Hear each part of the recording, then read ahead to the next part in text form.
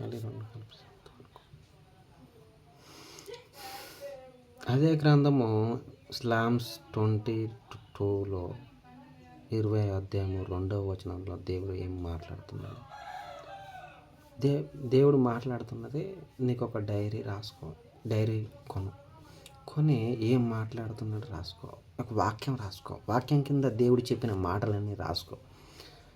ఈరోజు ఏం మాట్లాడాడు, రేపేం మాట్లాడుతున్నాడు మొత్తం రాసుకో. ఇప్పుడు 2వ వచనం ద్వారా నీతో ఏం మాట్లాడుతున్నాడు దేవుడు? ఆయన తన పరిశుద్ధ స్థలములో నుండి ఆయన నీకు సహాయము చేయను. He is doing help. నీకు సహాయము ఎవరు చేస్తారు అంత ఈజీగా? బయట ఫ్రెండ్స్ ఎవరైనా సహాయం చేస్తారా? బయట ఫ్రెండ్ సహాయం చేస్తారు, క్లోజ్ ఫ్రెండ్ చేస్తారు, ఎందుకంటే పక్కనే ఉంటాడు, మనం అర్థం చేసుకుంటాడు కాబట్టి సహాయం చేస్తుంటాడు. మీ ఫ్రెండ్, క్లోజ్ డాడ్, మీ తండ్రి, మీ తల్లి చేస్తుంది, హెల్ప్ చేస్తుంది. అది హెల్పింగ్గా తీసుకోం మనం, ఫ్రీ గిఫ్ట్గా డాడీ చేసేస్తాం. పేరెంట్స్గా ఫ్రీ నాకు కదా. పరిశుద్ధ స్థలము అని అంటే ఎక్కడ అంటే, దేవుని పరిశుద్ధ స్థలం ఎక్కడ అంటే పరలోకంలో ఉంటుంది.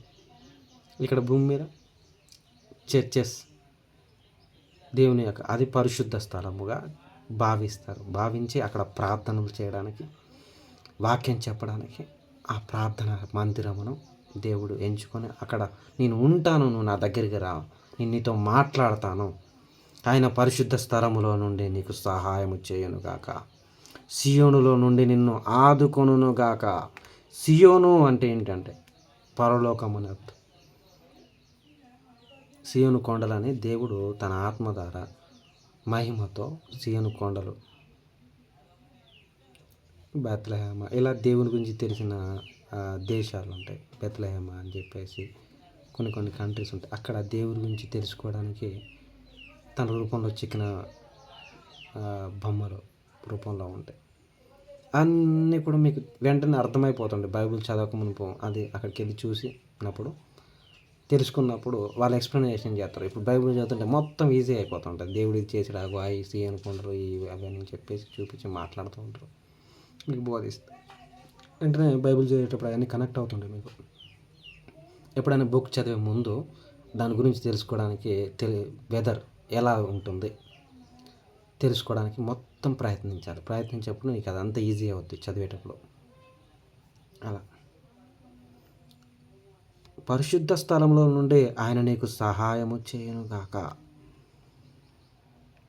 ఆయన ఎక్కడ ఉంటాడంట? పరలోకమందు ఉంటాడు. నువ్వు అడిగినప్పుడు ఆయన, నీకు చాలా అవసరమైనప్పుడు, ఎవ్వరు లేనప్పుడు, ఆపత్కాలమందును ఎప్పుడు కూడా నువ్వు అడిగిన వెంటనే నీకు పరిశుద్ధ స్థలముల నుండి ఆయన నీకు సహాయం చేస్తాడంట. ఇతర మనుషుల ద్వారా సహాయం చేస్తాడంట. మన తల్లిదండ్రుల ద్వారా మనకేం చేస్తాడు? సహాయం చేస్తాడు. ఈరోజు నీకు అమౌంట్ అవసరం అవుతుంది, ఒక 500, 1000 రూపాయలు అవసరం. ఎవరిస్తారు? ఎవరు తండ్రి ఏమని అడుగుతాడు? నీకు ఏమైనా కావాలా నాన్న? డబ్బులు ఏమైనా కావాలా? ఏమైనా అవసరం ఉందా? పర్సనల్గా తండ్రి అటువంటి ఆలోచన కలిగి ఉంటాడు. అటువంటి తండ్రులు ఉంటారు, అర్థం చేసుకునే తండ్రులు ఉంటారు, చదువుకున్న తల్లిదండ్రులు ఉంటారు, పిల్లల యొక్క ఆలోచన తెలుసుకొని వారి యొక్క సంతోషాలు తెలుసుకొని ఇచ్చేవాళ్ళు ఉంటారు. అలా ఇచ్చే తల్లిదండ్రులకు జ్ఞానం కలిగిన తల్లిదండ్రులు అని అర్థం. వాళ్ళు ప్రేమించేవారు అని అర్థం. అది ఆ ప్రేమలో వారి పిల్లలు తప్పు చేయరు, బహు ప్రేమతో చూసుకుంటారు.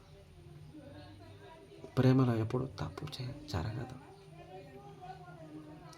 అది పరిశుద్ధ స్థలముల నుండి ఆయన నీకు సహాయము చేయనుగాక, సియోను నుండి నిన్ను ఆదుకొనుగాక. ఇక్కడ దేవుడు ఆజ్ఞాపిస్తూ నీకు ఇది జరగాలి, నీకు ఎప్పుడు కూడా సహాయం జరగాలని ఒక ఏంజల్ని, ఒక దేవదూతను నీకు ప్రకటిస్తున్నాడు, నీకు ఇచ్చేస్తున్నాడు.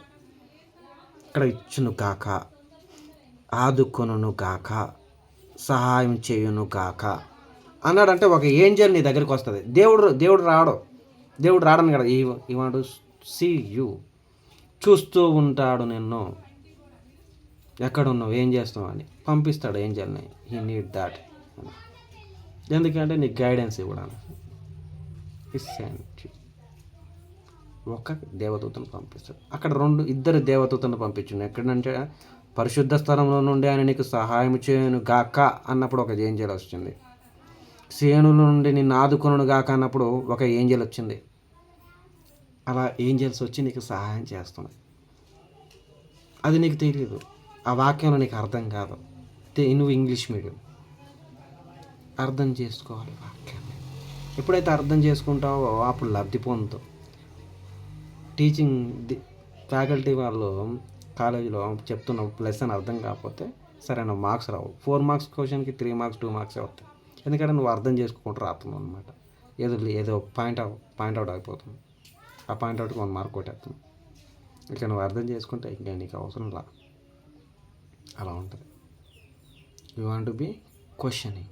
నువ్వు క్వశ్చనింగ్ చేసే విధంగా ఉంటే నీకు ఇక్కడ ఒకటి కూడా ఉండదు. ఒక్కటి కూడా క్వశ్చనింగ్ ఉండకూడదు. ఆ విధంగా నువ్వు చదవాలి. ఆ విధంగా జ్ఞానంతో అర్థం చేసుకున్నప్పుడు నీకు ఆ స్పిరిట్ రేంజ్ పెరిగిపోతూ ఉంటుంది. నువ్వు అర్థం చేసుకున్నప్పుడు ఆ స్పిరిట్ రాదు, వర్క్ కాదు. దేవుడు తోడై ఉంటాడు. ఎప్పుడైతే నీకు అర్థమవుతుందో సబ్జెక్ట్, అప్పుడు తోడై ఉంటాడు. అధికంగా స్పిరిట్స్ ఉంటాయి. స్పిరిట్ వల్ల నీకు స్ట్రెంత్ పెరుగుద్ది. ఇద్దరు మనుషుల వల్ల ఏమవుతుంది, బలం పెరుగుద్ది. నువ్వు కొట్టకపోతే వాళ్ళిద్దరు కొట్టేస్తారు నన్ను, వేరే వాళ్ళని. నీకు ఫ్రెండ్స్ ఉంటే వాళ్ళు కొట్టేస్తారు. నువ్వు ఒక్కడు అయితే కొట్టలేవు. ఏంజల్స్ ఏం చేస్తాయి, నిన్ను కాపాడుతాయి, బలముని ఇస్తాయి, జ్ఞానాన్ని ఇస్తాయి. జ్ఞానం వల్ల నువ్వు లబ్ధి పొందుతావు. కాపాడుతూ ఉంటాయి. కింద పడకుండా ఏం చేస్తాయి, కాపాడుతాయి. యాక్సిడెంట్ నుంచట ఒకరు కాపాడబడ్డారట. అసలు ఎట్లాగా అయిందో ఏమైందో తెలియదు, తను కాపాడబడ్డారు, చనిపోలేదు. యాక్సిడెంట్ అయింది, ఇంత పెద్ద యాక్సిడెంట్ అయింది, చనిపోలేదు ఆయన. ఎలా కాపాడబడ్డారు అంటే దేవుడు కాపాడాడు.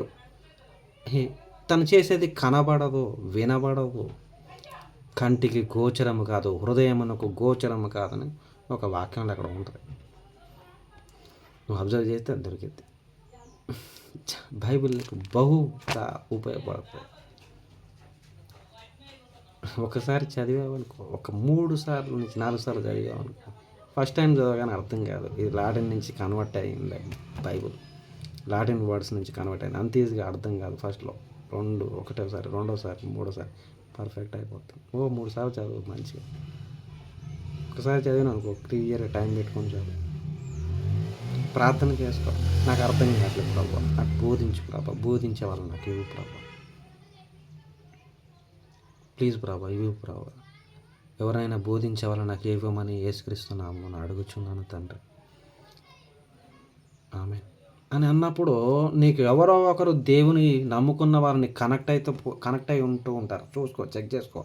నీ మొబైల్లో ఒక ఫోన్ నెంబర్ ఎవరిదో ఒకరు ఉంటుంది. వాళ్ళతో నీతో మాట్లాడుతూ ఉంటారు, కానీ నువ్వు గ్రహించలేవు దేవుడు నీతో మాట్లాడుతున్నాడా. ఒకరోజు నీకు అర్థమైంది, దేవుడు నాతో మాట్లాడింది, దేవుడు విజన్స్ ఇచ్చింది, డ్రీమ్స్ ఇచ్చింది, అన్నీ నిజమేనని నీకు అర్థమైపోతుంది.